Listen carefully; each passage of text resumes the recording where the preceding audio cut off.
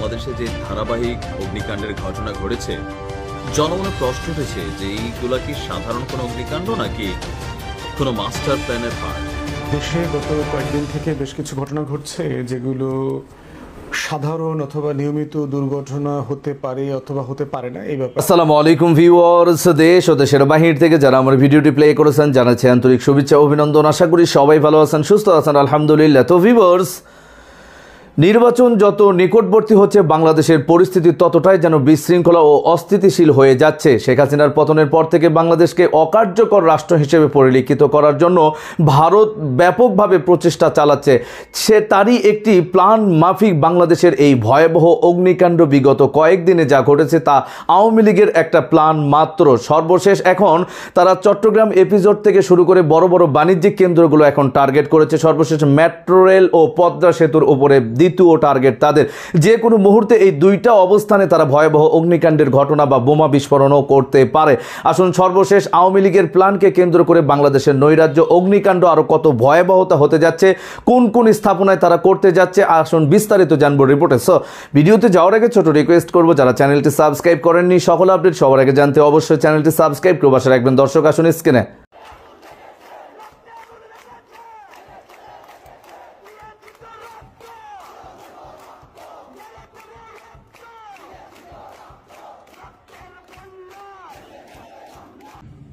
গেল কয়েকদিন যাবৎ বাংলাদেশে যে ধারাবাহিক অগ্নিকাণ্ডের ঘটনা ঘটেছে, জনমনে প্রশ্ন উঠেছে যে এইগুলা কি সাধারণ কোনো অগ্নিকাণ্ড নাকি কোনো মাস্টার প্ল্যানের পার্ট, যে বাংলাদেশকে এই মুহূর্তে অস্থিতিশীল করা, বাংলাদেশে একটা ভয়ের পরিবেশ তৈরি করা, অথবা রাষ্ট্রীয় অতি গুরুত্বপূর্ণ যে জায়গাগুলো যেগুলো অর্থনীতির মেরুদণ্ড, সেই জায়গাতে সর্বশেষ আমাদের এয়ারপোর্টে যেটা ঘটছে এটার তো আর কোনো ব্যাখ্যা নেই। বাংলাদেশের ইতিহাসে এই ধরনের ঘটনা সম্ভবত সর্বপ্রথম। অলরেডি 6 সদস্যের একটা তদন্ত কমিটি গঠন করা হয়েছে যে কেন লাগছে। সরকারের পক্ষ থেকে বলা হয়েছে যদি এই সকল ঘটনার পেছনে কোনো ষড়যন্ত্র, কোনো ব্যক্তি গোষ্ঠীর দল কানেক্টেড থাকে ছাড় দেওয়া হবে না। আমরাও মনে করি রাস্তায় দইরা ক্রস ফায়ার দিয়ে ফালাই দিতে হবে, তবে শিওর হইতে হবে ঘটনা সত্য কিনা, কারণ এটার মানে কেউই বাংলাদেশের কোন নাগরিক এটা মেনে নিবে না। তো এর মাঝখানে আরো খারাপ খবর হচ্ছে কোনটা, যে এটা একটা পরিকল্পিত অগ্নিকাণ্ড। এমনকি এই অগ্নিকাণ্ডের পরবর্তী যে টার্গেটটা আমার দেশ পত্রিকার মাহমুদ ভাই যিনি নিউজ করছেন, যে মেট্রো রেল এবং সামরিক স্থাপনা, আপনি বুঝতে পারছেন যে টার্গেটটা কোন দিকে যাচ্ছে। সামরিক স্থাপনাটা আমার কাছে খুবই আশ্চর্য লাগছে, এবং কি মেট্রো রেলটাও হতে পারে ঘটনা, এখানে হাজার হাজার মানুষ চলাফেরা করে, কিন্তু সামরিক স্থাপনায় অগ্নিকাণ্ড, তাহলে কি ভিতরের কোনো যোগসাজশ? দর্শক, আমার দেশ পত্রিকার সূত্রটা বলছে যে প্রাথমিক প্রমাণের ভিত্তিতে নিরাপত্তা সংস্থাগুলো এই ঘটনার পিছনে আমদানি সংশ্লিষ্ট 2টি প্রতিষ্ঠানের যোগসাজশ চিহ্নিত করেছেন। খুবই আশ্চর্য বিষয়। প্রতিষ্ঠানগুলোর মালিক পক্ষের রাজনৈতিক সংশ্লিষ্টতার বিষয়েও গুরুত্বপূর্ণ তথ্য সংগ্রহ করা হয়েছে। বোঝাই যায় এটা আওয়ামী লীগের উপর মাহমুদ ভাই এই নিউজটা করছেন। আচ্ছা, এবং তাদের দেশ ছেড়ে পালাতে না পারার বিষয়ে তাৎক্ষণিক নজরদারির ব্যবস্থা করা হয়েছে সরকারের পক্ষ থেকে।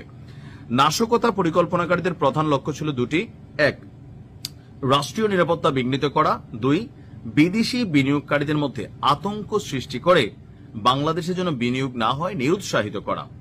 বিমানবন্দরের মতো সবচেয়ে গুরুত্বপূর্ণ স্থাপনায় এমন ঘটনায় চক্রটি পরবর্তী লক্ষ্য হিসাবে যেহেতু এখানে সফল হয়ে গেছে, সো পরবর্তী টার্গেট হচ্ছে মেট্রো রেলে নাশকতার পরিকল্পনা। এছাড়াও গুরুত্বপূর্ণ সরকারি, বেসরকারি, সামরিক সংশ্লিষ্ট যে স্থাপনাগুলো আছে স্যাবোটেজ ঘটানোর পরিকল্পনা আছে। সূত্র বলছে যে দেশের বিরুদ্ধে ষড়যন্ত্রকারীরা গত 5 দিনের মধ্যে একের পর 3টি গুরুত্বপূর্ণ স্থানে তাদের নাশকতার প্রমাণ রেখেছে। এই ধারাবাহিকতায় গত 14 অক্টোবর মঙ্গলবার ঢাকার মিরপুর, তারপর হচ্ছে যে 16 অক্টোবর আপনার চট্টগ্রামের ইপিজেডে, আর গতকালকে আমরা যেটা দেখলাম। নিরাপত্তা বিশ্লেষকরার বক্তব্য, এখন এখানে হয় কি যে আমাদের ইনভেস্টিগেশন রিপোর্টগুলো ম্যাক্সিমাম সময় এটা রাজনীতিতে মোড় নেওয়ানো হয়। যে ধরেন এখন এই ঘটনার পিছনে মাহমুদ ভাই যে রিপোর্ট করছেন এটা আওয়ামী লীগ পন্থী রিপোর্ট তিনি করছেন, মানে আওয়ামী লীগের বিপরীতে যাবে এমন রিপোর্টই করছেন। আর সরকারের পক্ষ থেকে থটটা এরকমই কিন্তু, যে এই নাশকতাগুলো আসলে আওয়ামী লীগই ঘটাচ্ছে। আবার আওয়ামী লীগের সময় ঠিক একই দৃষ্টিভঙ্গিতে যে কোনো দুর্ঘটনা হলে এটা বিএনপি জামাত ঘটাইছে বা শিবির ঘটাইছে, অনেক সময় ঘটায়। আবার অনেক সময় যারা মূল অপরাধী এই রাজনৈতিক গ্যারাকলে বা সাংবাদিকতার রিপোর্টের গ্যারাকলে আপনার হয় কি যে মূল অপরাধীরা চোখের আড়ালে চলে যাওয়ার সুযোগ পায়। বাংলাদেশের কোনো গণমাধ্যম কিন্তু নিরপেক্ষ না, কোনো গণমাধ্যম নিরপেক্ষ না। আওয়ামী লীগের সময় আওয়ামী লীগ ঘেঁষা, এখন কেউ বিএনপি ঘেঁষা, কেউ জামাত ঘেঁষা। কোন পত্রিকা, আমার দেশ পত্রিকাও নিরপেক্ষ না। সো এই জায়গাটাতে যেটা হয় আর কি, বাংলাদেশে আমার কাছে মনে হয় যে একটা পত্রিকা তো অন্তত থাকুক নিরপেক্ষ কথা বলবে, আর প্রশাসনের মধ্যে এই জায়গাটা তৈরি হোক যে নিরপেক্ষ তদন্ত হবে। বাংলাদেশে এটা রাজনৈতিক একটা আমাদের অসহায়ত্ব, দেউলিয়াপনা, সাংবাদিকতার জগত দেউলিয়াপনা, যে যেই সরকার ক্ষমতায় থাকে সেই সরকারের অপরাধগুলোকে আমরা আড়াল করে ফেলি, আর যারা বিরোধী দলে থাকে তাদেরকে আমরা সবসময় টার্গেট করি। আবার বিরোধী দলে যারা যখন থাকে তারাও বাংলাদেশকে নিয়ে সারা পৃথিবীর সামনে যতটুকু পারে জঙ্গি দেশ, এই দেশ, সেই দেশ, অথবা বিদেশি বিনিয়োগকে বাধাপ্রাপ্ত করা, অথবা আন্তর্জাতিক অঙ্গনে আমাদের নিজেদের দেশকে নিজেরা ছোট করে। আবার এই দলগুলো যখন ক্ষমতায় আসে তখন যারা সরকারে থাকে তারা বিরোধী দল হয়, তখন আবার এই দল মনে করে যে না ভাই ওই দল দেশ বেচা দিতেছে। সো এই যে জায়গাগুলো থেকে সাধারণ মানুষ কনফ্লিক্ট থাকে যে আসলে কারা মূল অপরাধ ঘটায়। তবে আমি মনে করি দলমত নির্বিশেষে এই ঘটনাগুলোর পেছনে প্রকৃত যারা অপরাধী, যেই রাজনৈতিক দলেরই হোক, যেই মতেরই হোক, সর্বোচ্চ পানিশমেন্ট ডিজার্ভ করে তারা, দৃষ্টান্তমূলক, যেন বাকিরা গাও শিউরে ওঠে ভবিষ্যতে এমন কোন চিন্তা করার সময়ও। ভালো থাকুন, আসসালামু আলাইকুম। দর্শক, স্ক্রিনে আমরা সে সম্পর্কে বিস্তারিত জানলাম। এ বিষয়ে আপনাদের মতামত কমেন্টে জানান, কেউ ভিডিওটি স্কিপ করবেন না। বর্তমান বাংলাদেশের এই অগ্নিকাণ্ড পরিস্থিতিকে কেন্দ্র করে অন্তর্বর্তী সরকার নীরব কেন? কেন নীরব উপদেষ্টা পরিষদ, আইন প্রশাসন? আসলে দেশের ভিতরে কি নতুন কোনো একটা চক্রান্ত চলছে? সেনাবাহিনীকে গ্রেফতার করাকে কেন্দ্র করে উত্তপ্ত ছড়িয়ে পড়েছে রাজনৈতিক এবং দেশের রাষ্ট্রীয় কাঠামো গঠনে। কি হতে যাচ্ছে বাংলাদেশের প্রেক্ষাপট? বিস্তারিত আরো আপডেট রিপোর্টে। দেশে গত কয়েকদিন থেকে বেশ কিছু ঘটনা ঘটছে যেগুলো সাধারণ অথবা নিয়মিত দুর্ঘটনা হতে পারে অথবা হতে পারে না, এই ব্যাপারে তো আলোচনা তর্ক আছে। এবং পার্টিকুলারলি আমরা যারা শুক্রবারে জাতীয় সংসদ ভবনের প্লাজাতে জুলাই সনদ স্বাক্ষর করতে গিয়েছি, সেই দিন যে ঘটনাগুলো ঘটেছে সবগুলোকে যদি মিলিয়ে পড়া হয়, মিরপুরে একটা কারখানাতে আগুন লাগলো, তারপরে শাহজালাল বিমানবন্দরে যে কার্গো কমপ্লেক্সে আগুন লেগেছে, ব্যবসায়ীরা বলছেন 100 কোটি টাকার উপরে ক্ষতিপূরণ ক্ষতি হয়েছে। তারপরে হচ্ছে চট্টগ্রামে ইপিজেডে একটা প্রাইভেট বিশ্ববিদ্যালয়ে দেখলাম। এরকম বেশ কয়েকটা ঘটনা এবং পরম্পরায় বিবেচনা করলে সবাই ধারণা করছেন যে এটা একটা পরিকল্পিত অর্কেস্ট্রেটেড ঘটনা কিনা, এবং সেটা আসলে স্বাভাবিকভাবে ব্যাখ্যা করবার সুযোগ আছে কিনা। যদিও অন্তর্বর্তীকালীন সরকার স্টেটমেন্ট দিয়ে আশ্বস্ত করেছেন যে এটা আসলে ওরকম কিছু না, এবং আমরা এগুলো প্রত্যেকটা আলাদা করে তদন্ত করছি, এর ভিতরে কোনো যোগসূত্র আছে কিনা সেগুলো আমাদের ভেবে দেখা দরকার। পার্টিকুলারলি যে বিষয়গুলো নিয়ে সন্দেহ তৈরি হতে পারে তার ভিতরে প্রথমটা হচ্ছে জুলাই সনদ স্বাক্ষর করার নিয়ে যে সমাবেশ, জুলাই যোদ্ধা নামে যারা এসছেন প্রতিবাদ করতে, প্রথম কথা হচ্ছে জুলাই যোদ্ধা নামে কোনো নাম অথবা কোনো কোম্পানি রেজিস্ট্রেশন করে কাউকে দেওয়া হয়নি। বাংলাদেশে গত বছরের গণ অভ্যুত্থানে যারা যেখান থেকে যে প্ল্যাটফর্মে যতটুকু অবদান রেখেছেন তারা সবাই কোনো না কোনো ফর্মে জুলাই যোদ্ধা। সে একটা গেঞ্জি পরে জুলাই যোদ্ধার ব্যানার নিয়ে আসুক বা না আসুক। দ্বিতীয়ত হচ্ছে যে এই জুলাই যোদ্ধা অথবা গণ অভ্যুত্থানের পক্ষের শক্তি এগুলো বলে চেতনা বিক্রি করা, স্বীকৃতি, টাকা পয়সা, এগুলো কিন্তু একটা অসুন্দর জায়গা।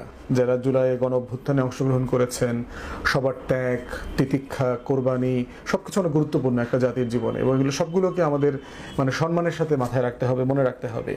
কিন্তু ৭১-এর ঘটনাকে কেন্দ্র করে আওয়ামী লীগ যে ব্যবসাটা করে ৭১-কে বিষয়ে তুলেছে, জুলাই ২৪ কিন্তু ঠিক একইভাবে সেই রকম একটা অপছন্দের জিনিসে পরিণত না হয়। এই বাড়াবাড়িগুলো যেন কোনো প্ল্যাটফর্মের লোকরা না করেন, সেটা মাথায় রাখতে হবে। তৃতীয় কথা হচ্ছে এখানে দাবিগুলো যেগুলো এসছে শহীদ পরিবার, আহত পরিবারের পক্ষ থেকে অথবা পঙ্গু যোদ্ধাদের পক্ষ থেকে, এই দাবিগুলো কিন্তু যৌক্তিক। যে আসলেই পুনর্বাসনে দীর্ঘসূত্রিতা আছে, ঘাটতি আছে, চিকিৎসা ভালো পাচ্ছে না, টাকা পয়সা যেটা সরকার দেবার কথা ছিল অনেকে পায় নাই, অথবা সিলেকশন প্রসেসে ঝামেলা হচ্ছে। এই পুরো সময়টাতে আওয়ামী লীগের হয়ে যারা গণ অভ্যুত্থানের পক্ষের শক্তির সাথে মারামারি করেছে, সেই ছাত্রলীগ, গুন্ডা পান্ডা এরাও কিন্তু এই তালিকাভুক্ত হয়েছে। সাধারণ মানুষজন অ্যাক্সিডেন্ট হয়েছে, রোড অ্যাক্সিডেন্টের লোকদেরকেও জাল জালিয়াতি কাগজপত্র বের করে জুলাই যোদ্ধা বানিয়ে দেওয়া হয়েছে। এই ঘটনাগুলো কিন্তু ঘটছে। আবার যারা যেই লেভেলের অসুস্থ, A, B, C, D ক্যাটাগরিগুলো আছে, সেখানে কৃত্রিমভাবে তদবির করে ক্যাটাগরি বাড়ানো, যেন বেশি টাকা পাওয়া যায়, বেশি সুযোগ সুবিধা পাওয়া যায়, হাসপাতালগুলোতে সিন্ডিকেট ডেভেলপ করে চিকিৎসার ব্যবস্থা করা, নিজের চিকিৎসার বাইরেও আত্মীয় স্বজন পরিবারের চিকিৎসা এনে ঢুকানো। স্ক্রিনে আমরা সে সম্পর্কে বিস্তারিত জানলাম। সো ভিডিও এই পর্যন্ত, ভালো লাগলে লাইক অ্যান্ড কমেন্ট করবেন। দেশের সকল আপডেট সবার আগে জানতে অবশ্যই চ্যানেলটি সাবস্ক্রাইব করে পাশে রাখবেন। দেখা হবে পরবর্তী ভিডিওতে ইনশাআল্লাহ। আসসালামু আলাইকুম ওয়া রাহমাতুল্লাহ।